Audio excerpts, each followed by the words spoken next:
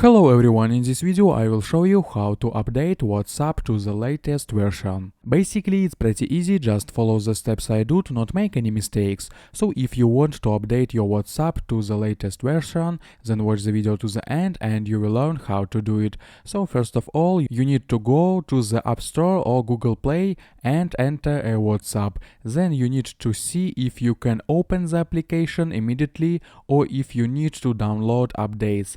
If you have update written instead of the open button, then click it and your application will update to the latest version. Also, if you have problems with WhatsApp, you can delete it and reinstall again. Go to the main page and hold your finger on the WhatsApp, then select delete. After deleting, we return to the App Store or Google Play and download it again. That's how easy it is. Also watch my other videos about WhatsApp at the link in description and you will learn a lot. I hope guys this tutorial made your life a little bit easy and you like this video. Subscribe to my channel and write your comment. Goodbye. Have a nice day.